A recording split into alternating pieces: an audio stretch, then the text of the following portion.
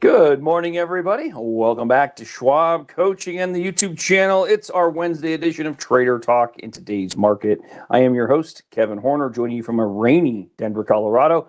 Pleased to be joined by my friend and fellow coach, Brent Moores, this morning. Good morning, Brent. How are things in your neck of the woods today? Things are looking good. Nice morning out, and happy to be on Trader Talk with you.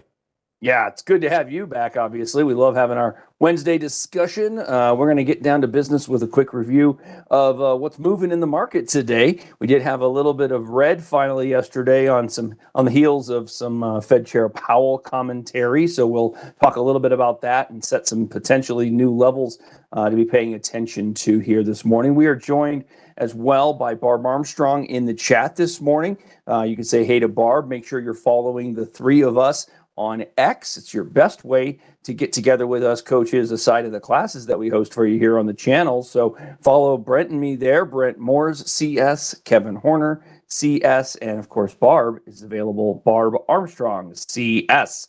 With that, let's get to our disclosures so that we can get through the conversation. Please remember that our discussion here is exclusively informational and educational. We do not make recommendations. We do not make endorsements for a specific approach to trading the market. We will, however, bring to you today discussion around technical analysis as we look at the various groups in the marketplace here. It's important, though, to remember that technical analysis is just a piece of your decision-making puzzle. We discourage you from making your decisions exclusively based on technical analysis.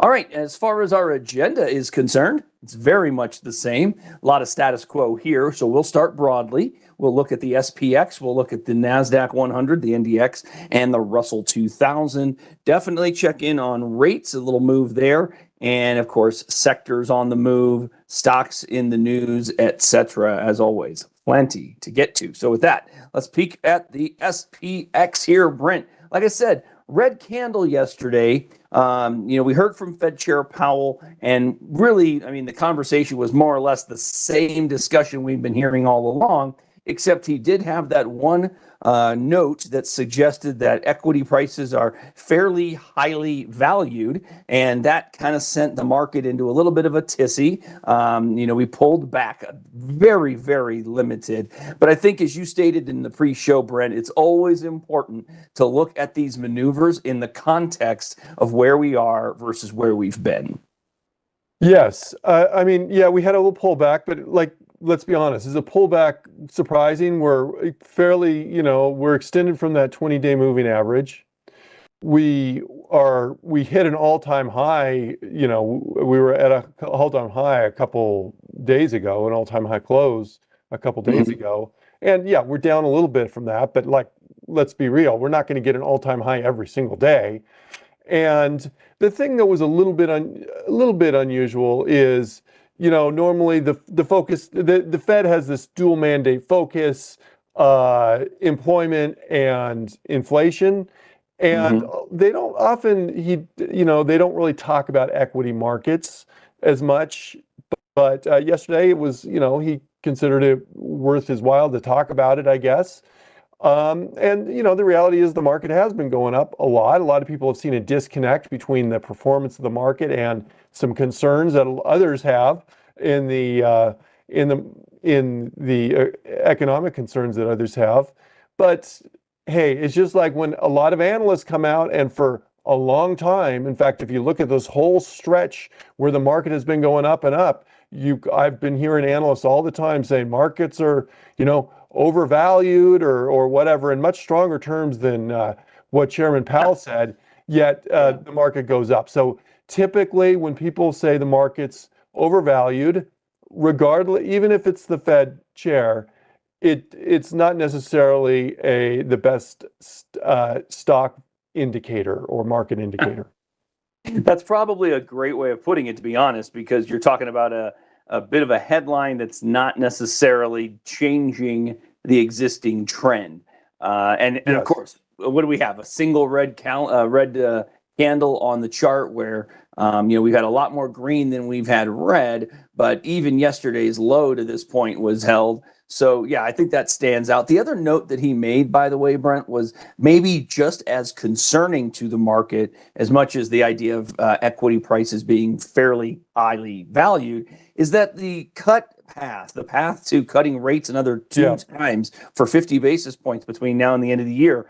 Now, that's been kind of the discussion since last Wednesday, and when they actually made the announcement on policy, cutting the rate, the Fed funds rate to another 25 basis points for us. But the expectation from then, Brent, was that it was a no doubt or a foregone conclusion that we were going to get another 50 at some point between now and the end of the year. But his comments yesterday stated that it's a challenging situation and that the rate cutting path is anything but clear. Now, what's notable about that, I think, is that the market has taken that last decision and positioned as though it is a foregone conclusion. Yes. So that may have maybe put a little spark into the selling yesterday as well.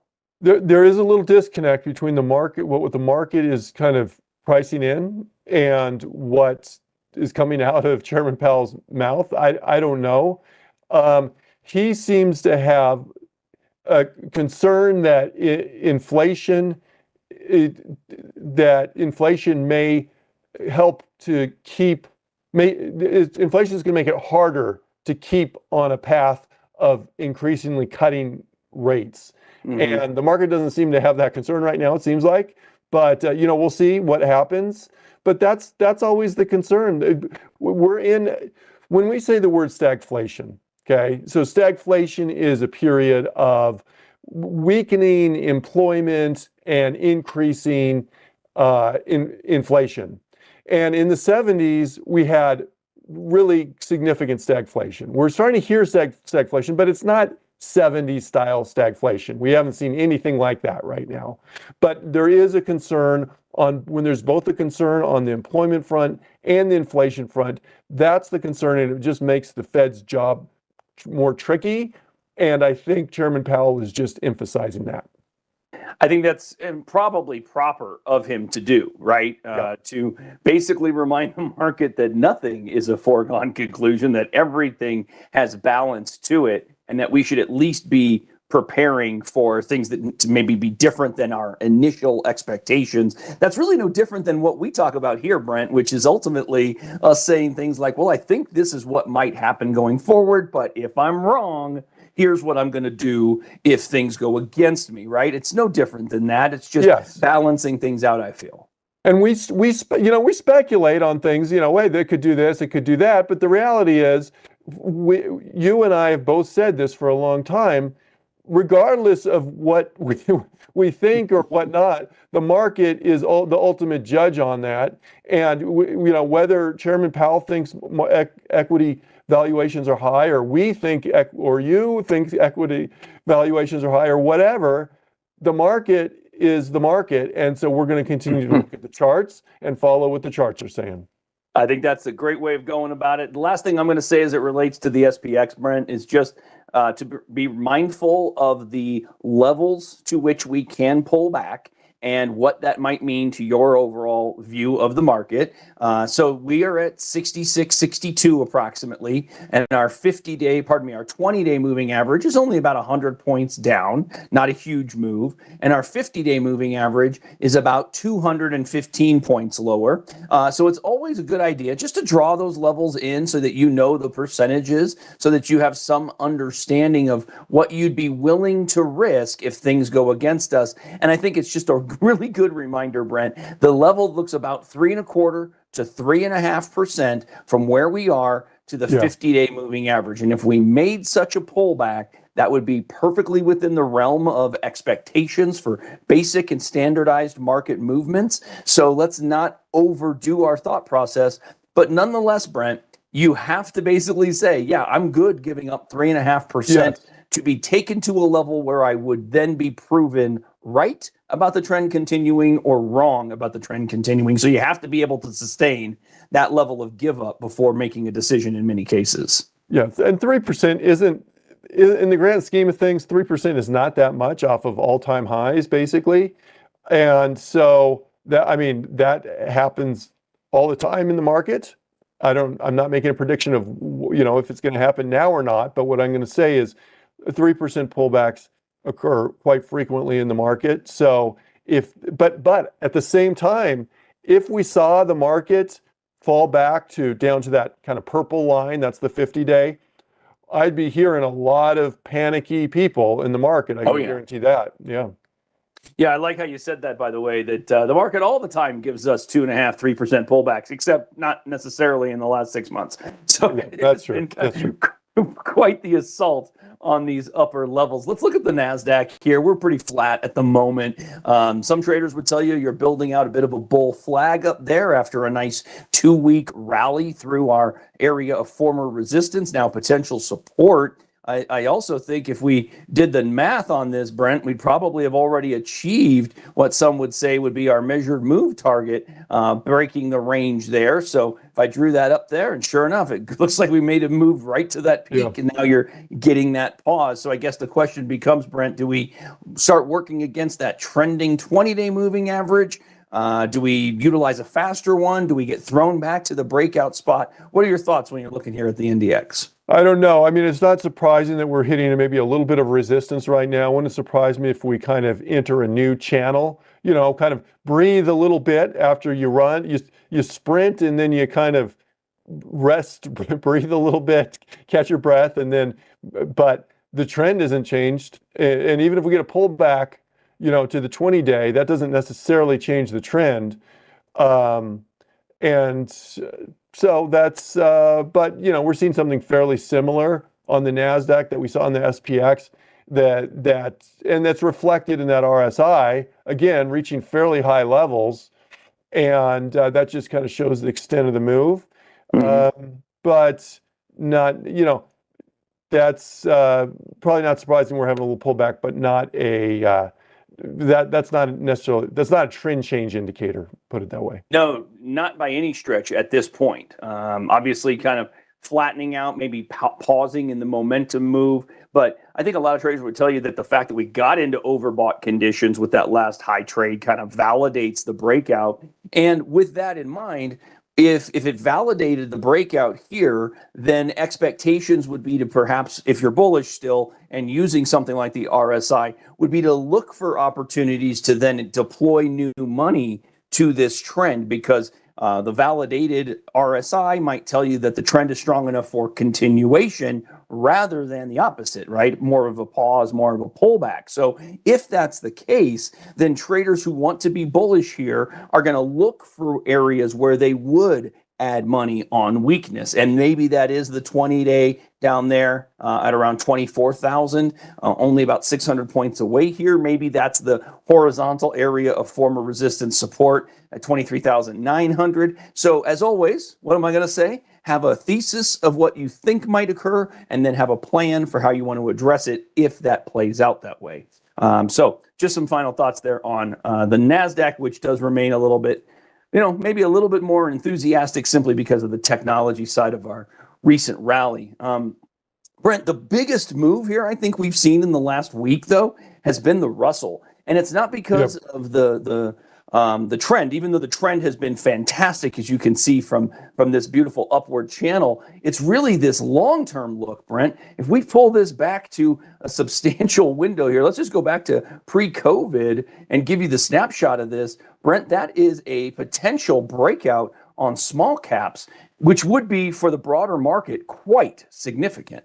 That's very different than the other indexes, just to be clear. Yes, all the three with NASDAQ, S&P, Russell are right near all-time highs.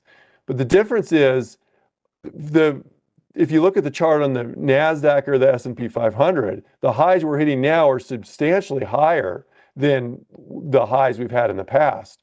On this, you can see, no, we hadn't been at all-time highs until this week, basically, or maybe it was Friday, I think. But that's been a strong run in small caps. That's more of a kind of a vote in confidence, I guess, for the economy if people are thinking, hey, even small caps, even these companies don't have as solid a financial footing as some of these, huge large caps, if they're reaching all-time highs, that's been a pretty strong indication, economic indication. Yeah, I think that's the reminder, Brent. I mean, we can't we can have a market that does fine without small caps participating, but when small caps participate, it can lead to big time frames for exponential growth because the companies involved in that space are small in nature.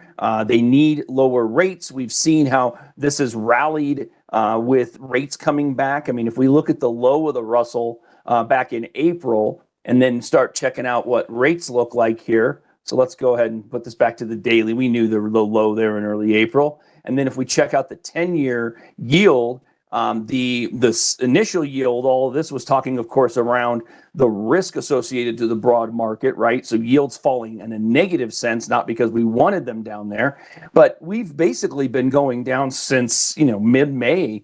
Pretty aggressively. We're 50 basis points under the mid-May peak, Brent, and it's definitely been buoying small caps here. Yeah, it has. And I think it's important to consider rates. We look at this 10-year yield, and we may kind of micromanage, so to speak, and look at it and say, oh, today it's up, today it's down. It's important to focus on the general trend. Yes, we cut the Fed funds rate last week. And yes, the 10-year rate, the 10-year yield went up after we cut that short-term Fed funds rate, but we haven't broken the trend, and that's really the key thing. I think what a lot of people have seen is the trend has been going down in interest rates. That ultimately is what has benefited probably disproportionately small caps more than anything. Yeah, I think so too. Small caps and certainly utilities and REITs have gotten a little bit of lift there as well. But I think what you stated that I wanted to kind of hang my hat on is the idea that it's the trend is certainly notable. But as is the certain level here, being under 4.1 was kind of a notable spot. Yeah. The fact that are you shocked at all that we've bounced back into that as a potential test of what could be considered resistance? Not at all. No. When you break through, I don't care whether we're talking interest rates or stocks or whatever, when you break through a significant support level or resistance level, often it will kind of come back, test it on the other side, and then it may hold, it may not. So far, this is held right here, but that's kind of a key level. And that actually can give some people some confidence, I think, if we can come back and test that level and hold that level, that it's maybe the trend is, going to continue, or interest rates may, even if it doesn't continue down, for in a long period of time, at least maybe it'll hold that level. So I think I'm not surprised to see that, Kev. No, and I'm really not either. So let's just briefly talk about what might be happening or what might come in the near term here, and what could be the maybe the onus to be a little bit more interested in Russell stocks, for example, which would be perhaps even the continued move to the upside here. Really, Brent, the only time I think where rates are going to have an impact of a negative variety on the Russell or other interest rate sensitive groups would be a break of that downtrend line. I think that would stand out as a significant development, would be potentially a signal that rates are actually have a probability of going even higher than the level to which they could rally here, which would be, around 4.2 or so, another ledge from which we have previously fallen. So if we can just basically maintain a level in yield under 4.2, then I think the bias remains on the bullish side as it relates to those interest rate sensitive groups. But a change to that downtrend line from late May or mid-May would be the significant development. Would you agree that that's fair to suggest? Yeah, I would agree to that. I would agree to that. And one note of caution.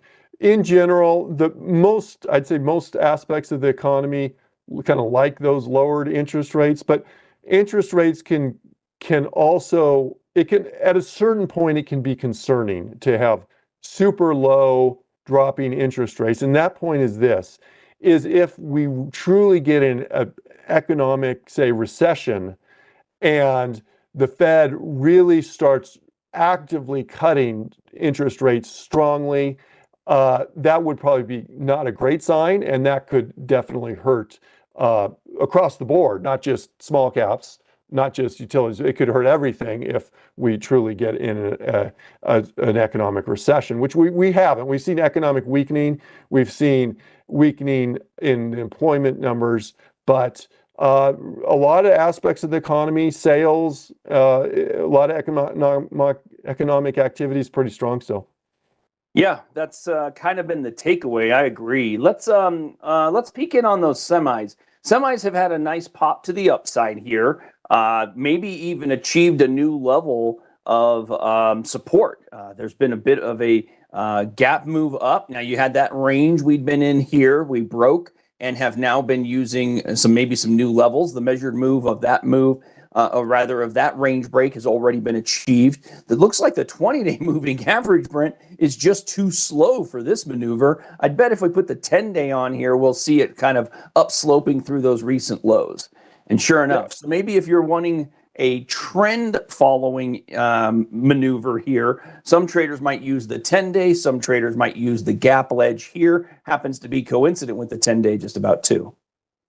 Yeah, I mean, that's a strong move. To be honest, about a week ago or so, I was kind of looking for more of a flag back there, and it just gapped up after a couple kind of sideways days there. But when a stock or an index is staying above that 10-day, that's a very strong trend, but it's also probably not likely to continue for as long, just because just as rapidly as it's going up, there's just limits to how much quickly it can go up for how long. So not surprising if we see a little bit of a flag here. No, I tend to agree with that. I mean, flag, we as traders, you like flags because they just tell you that it's a bit of a pause in the existing trend. And then you can look for continuation opportunities. So maybe holding this gap level would be of note. And if not the gap level itself, maybe it's the actual gap, so something like that, where you could, in theory, trade down to the bottom of that gap and find a hold for an intraday support test. So one way to monitor that.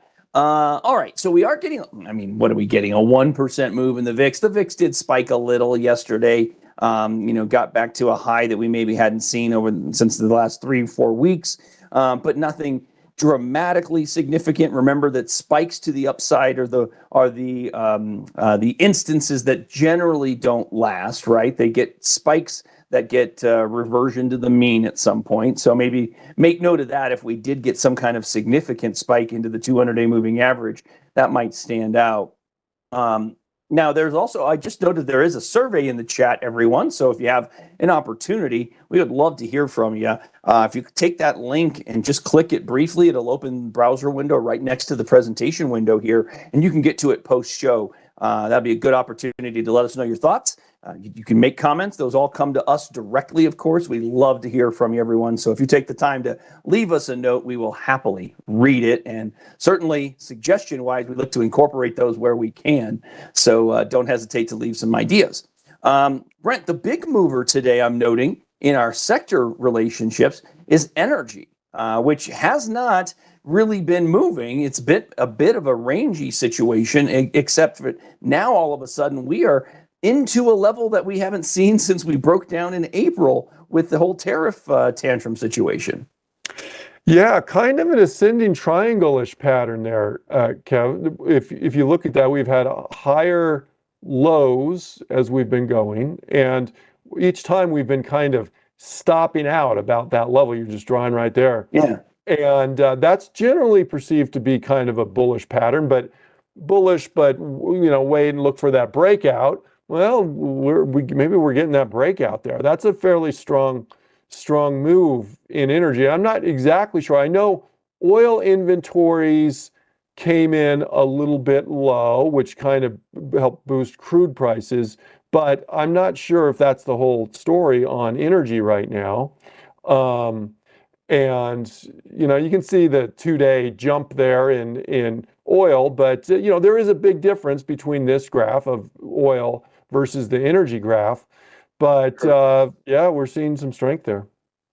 It is, and nonetheless, Brent, I can't get away from the fact that we're still below the 50-day moving average. Yeah. So this is a little interesting to me from the standpoint of the trend, because you've got a broken up channel that was working pretty well. And then when that broke, we've basically been below the 50 since early August. So now we're looking at about 6 to 7 weeks below the 50-day moving average. And I think that tells us that a move through it would be the key to what's gone on of late. So if you looked at it basically over the last 6, 7 weeks, I think it's more rangy like so. And a break of this range would, one way or the other, be kind of telling about the potential for the next maneuver. Yeah, and if you think so, oil has been fairly low. What would drive oil higher? Well, geopolitical conflict could drive it Sure. higher. If the economic demand just soars and there's huge, just growth, global economic growth, that could increase the demand and increase oil prices. Or if there's like a supply cut or something like that, OPEC could have a say in that. Those could be some things, but right now it just seems like none of those items. I know there's geopolitical conflict, there's no doubt, but it's something that rises above the level of what we have right now, and the world's kind of gotten used to, in a sense. But until we have those things, one of those things, it seems like the oil's content to be at this, mid 60s level. Yeah, I think so too. And to be honest, Brent, from a standpoint of inflation, if we keep the barrel Yeah. under 68, I think a lot of traders are going to tell you that that's actually a win for the inflation story, as opposed to creating more of a sticky inflationary viewpoint. Agreed. Yeah, and I'm not like, personally. Look, I love going to the gas pump and having lower gas prices, and I know a lot of companies like to have lower shipping rates, and so it Sure. it does certainly help across the board to have lower prices. So it's not like I'm necessarily going rah, go oil higher there, but just saying, hey, look, it seems like we're kind of in this range right now, and there's not much to drive it out. Yeah, you're right. Not as of yet. So again, the spike here tied to inventories falling a little bit. So we'll see to what extent that might continue. I'm also noting today, Brent, that we're getting a pop in discretionary. I'd say a pop, but ultimately it's just a pullback, following a pullback to the 20-day simple moving average on discretionary, which by and large looks like a bullish uptrend with just a series of stair steps along the way, doesn't it? Yeah, it seems like that 20-day is a pretty key one. We've bounced off that multiple times, so we'll see. Right now we're holding it, and then we can talk about the 50-day if we break that 20-day, I guess. But Sure. right now, in terms of levels of concern, or if you will, on this, we're not even past the first level there on that. Yeah, exactly. Discretionary holding up quite well. I mean, yes, we are a consumer-based economy, so we don't mind seeing discretionary continuing some leadership here. But I could certainly suggest that traders who are short-term in nature might get a little bit defensive, or maybe build a little cash on a close under the 20-day. We really haven't seen that since way back here in early August, where we had a big gap below the 50-day and then bought it up. So we were below it here for about 2 or 3 sessions before recapturing it on this huge candle day, August 6th. And since August 6th, so now 6, 7 weeks, we've seen the 20-day providing support along the way. So we'll see if that continues, but you did get a bounce there yesterday and a bit of a gap move today. So we'll see. Other groups in here to kind of keep an eye on.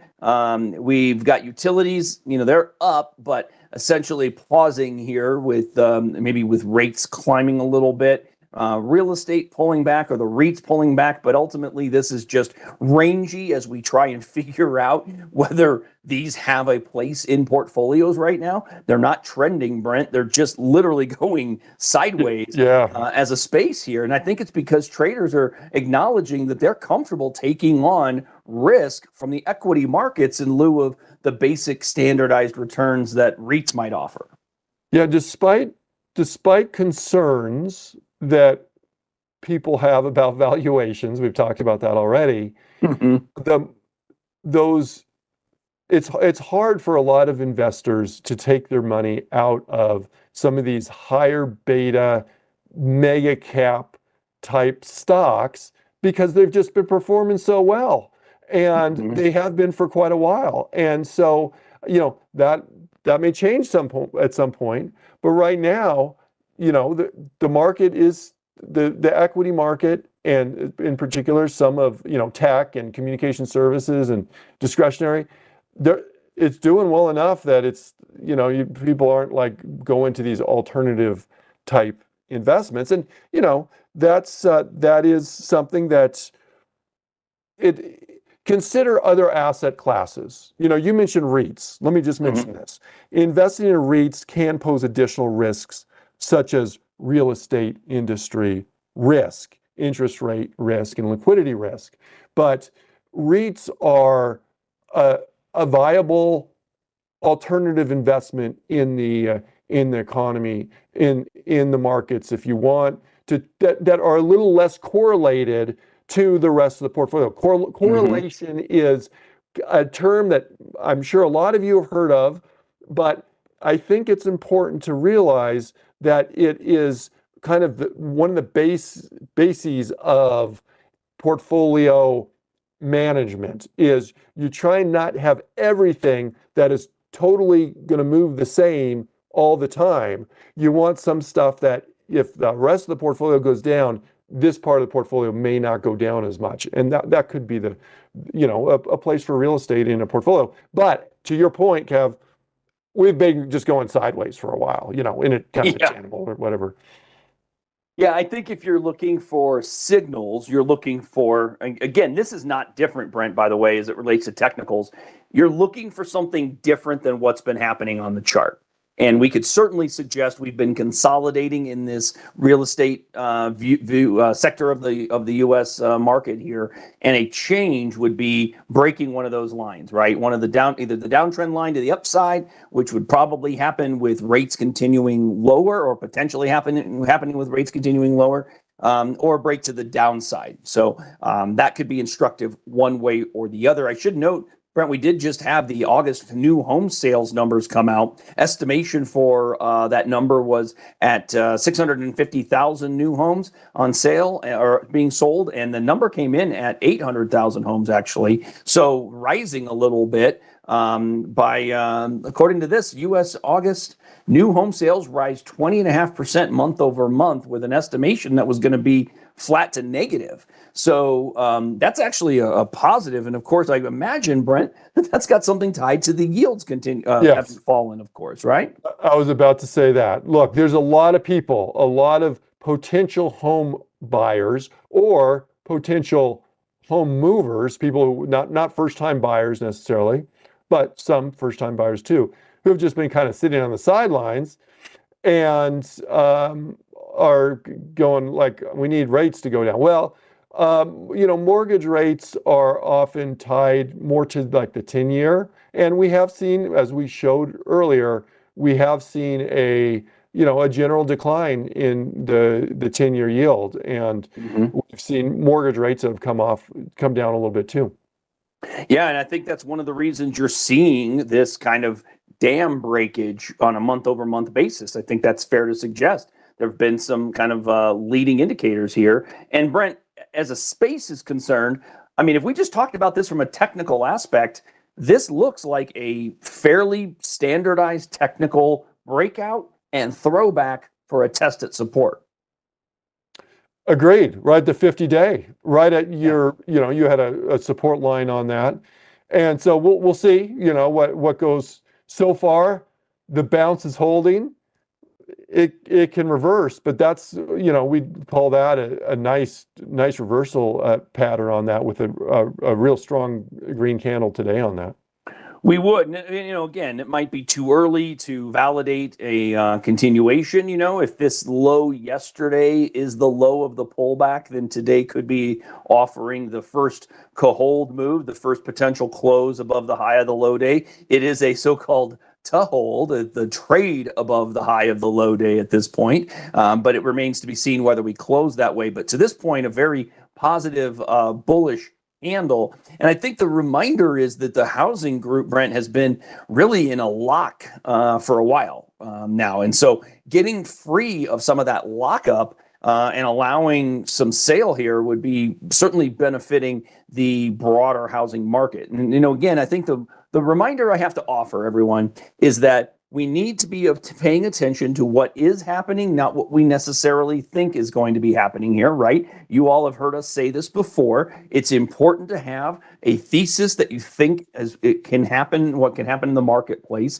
Don't get too stubborn, though, in that thesis, right? Don't get tied to that thesis and pay attention to what's changing, what's different. And I think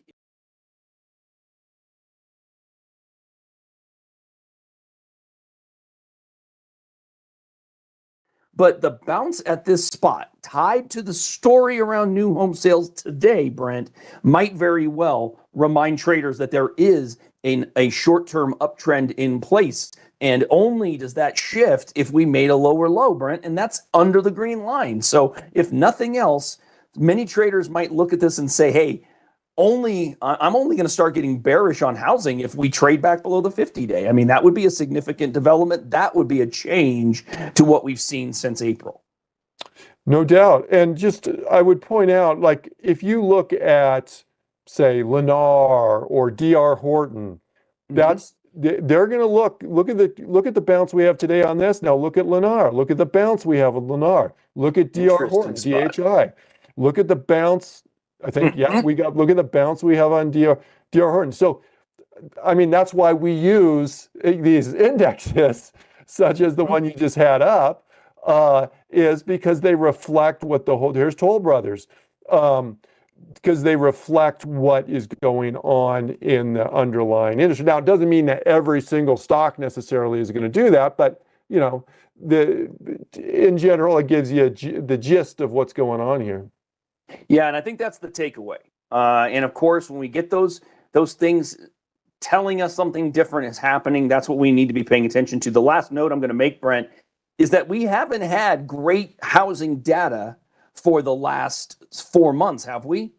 But the trend has changed, right? And so This is often the case, isn't it, Brent? So talk to us just a little bit about the idea that maybe we should have been paying attention to housing all the while, ever since we broke the downtrend, because that's really when things got going well in advance of any of this data playing out. That's because the market tries to, it's imperfect, but it tries to anticipate the future. The market tries to play, 6 months ahead of time or some time frame, something, people will disagree on the time frame there, but of what's going to happen. And it just makes sense. That's how that is. That's why before a company releases earnings, sometimes people will try and jump in and go, "Oh, I think earnings are going to be good, therefore I'm going to buy." Or a company that is been losing money and it hasn't shown an indication that they've gained money yet or going to be profitable yet. But people are starting to see things maybe starting to turn around. You're going to see that stock price go up, even in the midst of some really lousy, earnings report or something like that. Same thing happens on this broader, in housing, in terms of housing indexes. If people say, well, look, our numbers aren't changing right now, but the environment is changing, and maybe we think interest rates are going up. Interest rates are going down.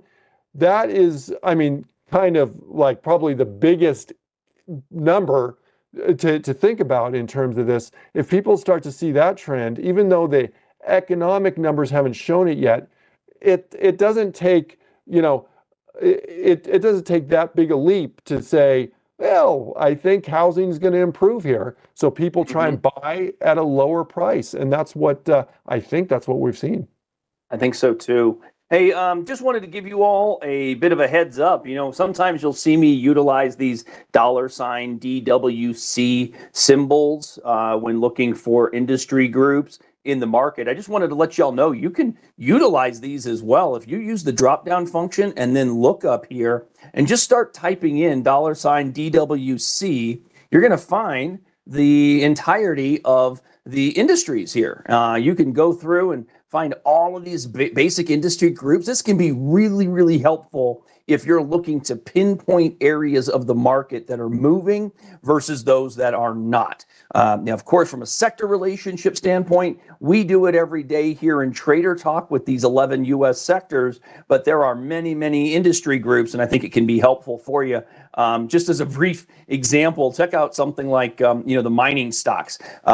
Goodness gracious, Brent. I don't know if you could find a more parabolic group move than the miners here. U.S. mining total stock market. Obviously, this is tied heavily to what you've seen from gold and silver, but obviously copper as well. And my goodness, what a rally. So just wanted to be able to bring that to the table for everyone because I get a lot of questions about that inevitably. I hope that was helpful because you all know that we don't rely on ETF symbols in this class. We look for indices, and that's why we lean into these. So wanted to make sure you all had that piece of data. Okay, Brent, let's get some stocks in the news this morning. One big boy that got an upgrade was Amazon today. So let's pull in Amazon here, if I can get my symbology correct. All right, now they're red on the screen, so we are below our open today, but Wells Fargo upgraded Amazon to overweight from equal weight. New target here at 280, up from 245 following the cloud market and Anthropic contribution analysis. Wells has stated they've got an increased conviction that AWS, Amazon Web Services, will see revenue acceleration here. So they like it from that standpoint. Brent, when you look at this chart, what stands out to you? I'd say recently, over the past month or so, we've had some lows about where we're at. Are those lows going to hold? And, we also have we hit some highs around 240 multiple times. Yeah, those lows right there. Maybe a shorter term channel kind of in that area. Sure. If we were to reverse, I would look for that around that 240 level to be a resistance level. We'll see if this level holds. And, all in all, I mean, Amazon, everybody knows Amazon's place in the U.S. economy right now. And they've done fairly well. And, with a little pullback, but not, I wouldn't call this, it's not a downtrend by any means, just because we've had a week of poor performance on it. Yeah, I mean, if we slipped through the ledge at 220, some bulls would tell you that we maybe need to test the next layer here near the 200 day. That wouldn't be out of the realm of possibility either. But you know what stands out to me is that this is a messy daily chart, Brent. But if I backed this out to a weekly, it starts to resemble maybe more of a like a cup and handle view in the short term, doesn't it? Yes, it does. And that would be, that's potential. Then you'd be looking for the breakout as this is just the starting point of a potential big bullish move if we were to break above that level there on that. So longer term, it's good. I mean, it's a good reminder, Kevin. You got to look at different time frames here on this. And sometimes things that, even though it may be the same data that, you're seeing in a sense, but it gives you a different perspective on it, a different way of looking at things. And sometimes that gives you a little better view. Yeah, sometimes it will. As always, you hear us say it all the time, Brent. We talk about it frequently. You got to change your time frame. Don't get stuck to your existing time frame only. There was also an upgrade on Micron Technology today out of KGI Securities. They upgraded Micron to outperform from neutral, put a target at 196. That's a lovely 20% premium to where we are. Of course, no target is guaranteed to be achieved, but boy, did this thing springboard higher, Brent. I mean, tell you what, traders often ask, why would you buy a stock as it is moving through highs? Well, sometimes you take that lid off and it can just continue upward, can it? Absolutely. And you can take measures to try and help you with the risk on these trades when they're going higher. You can put tighter stops, which don't guarantee you getting out at any particular price. But just because the stock has gone up does not mean it cannot continue to go up. Yeah. And that one in particular, my goodness, what a pop to the upside. You've been above the 10 days since back here on September 4th. So you're looking at about a 3-week move. And now you've got a gap ledge of confluence with the 10-day. So if a trader were long back here in the mess and then held through the breakout or added at the breakout, then potentially some areas where traders would look to take a little off would be maybe a close under 160, approximately the close under the 10-day, a close under the gap ledge, even a close below the low of the high day. So the low on this was our high day. Our low that day was 162.60. And while we had one close there kind of close to it the very next day on the 19th, you've not really broken down. So I could see some validation under this ledge, at least, if nothing else, Brent. All right, I think we're just about at time. Anything else you'd like to wrap us with today, sir? Yeah, I just want to remind everybody there's a survey link in the chat. So, and thank everybody for joining us today. And it's always great to be on with you, Kev. It's great to have you, Brent, as always. I appreciate your insights, sharing those with our viewers. Thanks to all of you for being here. Big thanks to Barb in the chat. Remember that survey. If you like the conversation, hit that thumbs up button for us down below. We'll get this one reviewed and archived into the session for you as soon as possible. But we appreciate you being here. Follow the three of us on X. Make sure you're subscribed to the Schwab YouTube coaching channel. And have a fantastic Wednesday, everybody. We'll see you again real soon.